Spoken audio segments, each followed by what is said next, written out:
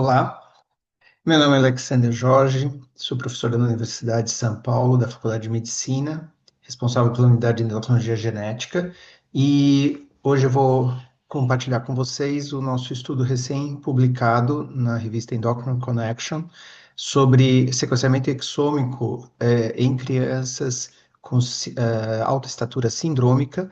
Esse foi um estudo conduzido pela aluna Gabriela Kim, da Faculdade de Medicina da Universidade de Michigan, que ficou um ano com a gente em estágio.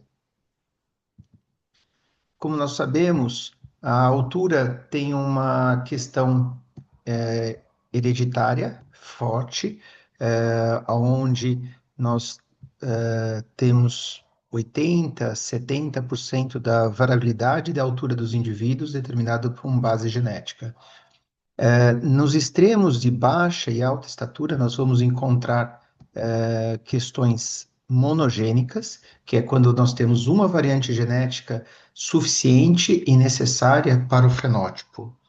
Mas devemos lembrar que essa carga genética que determina a nossa altura, ela, numa minoria dos casos, e principalmente nos casos mais extremos e complexos, é uma causa monogênica. E a boa parte das altas e baixas estaturas são causadas por questões poligênicas, com variantes comuns com efeito pequeno sobre o fenótipo. Em estudo prévio do nosso grupo, avaliando crianças com alta estatura, nós já tínhamos visto que das crianças sem quadros sindrômicos, uma minoria tem alterações genéticas, muitas vezes associadas a um número de cópias supranumerárias dos cromossomos sexuais. E os pacientes com quadros sindrômicos, uma porcentagem deles, 43% nesse estudo lá de 2020, nós identificávamos algumas causas genéticas, variáveis as causas, mas uma parcela grande dos pacientes com alta estatura sindrômica permanecem sem diagnóstico.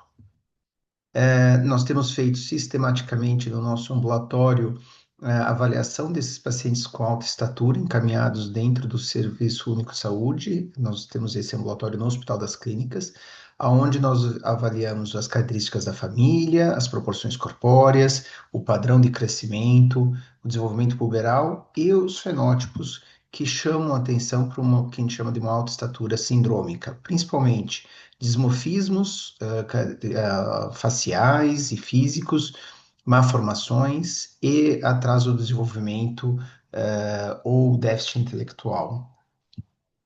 Também fazemos sempre uma avaliação laboratorial e muitas vezes radiográfica, e essa avaliação, principalmente nos casos sindrômicos, entra cada vez mais o sequenciamento do exoma com análise de copy number variations, deleções e duplicações nessa análise. Nesse estudo atual, a gente selecionou 37 pacientes com alta estatura sindrômica, e desses 37 pacientes, o exoma permitiu identificar 11 variantes patogênicas, sendo duas grandes deleções e várias mutações de pontos. Um paciente tinha duas alterações genéticas, fazendo um quadro clínico mais complexo. Nós podemos ver que genes como o da fibrilina, que é da síndrome Marfan, é o gene mais recorrente, apesar dos nossos pacientes terem quadros que não fecham critérios clínicos para o diagnóstico de Marfan.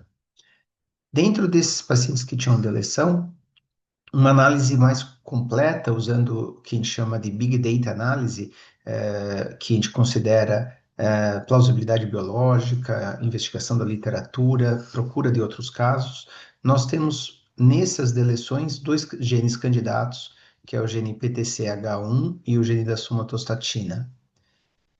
Além disso, dos casos negativos, nós buscamos outros genes candidatos e achamos tanto o GRB10 como o KDM4A como potenciais genes candidatos de alta estatura. Esses genes candidatos, em geral, estão localizados, são genes que não toleram variantes do tipo perda de função, na sua maioria. Muitos deles também não toleram variantes missenses e apresentaram variantes ou recorrentes. O KDM4A nós encontramos em 2 pacientes distintos da família e não encontramos essa variante em mais de 1.600 pacientes sem alta estatura que foram submetidos a exoma no nosso grupo, sugerindo muito fortemente que o KDM4A seja um gene de alta estatura, que regula processamento de imprint. E o GRB10, a somatostatina e o PTCH1, já tem vários outros estudos na literatura sugerindo casos com variantes deletérias nesses genes causando alta estatura. Os pacientes, além da alta estatura, que é muito distinta do perfil familiar, alguns deles também apresentam macrocefalia e praticamente todos eles têm algum atraso no neurodesenvolvimento, caracterizando esses quadros sindrômicos. Então, em resumo, através do exoma, nós conseguimos chegar ao diagnóstico de 30% praticamente dos pacientes com esses quadros mais complexos, e o nosso estudo também revelou 4 novos genes candidatos que necessitam maiores estudos.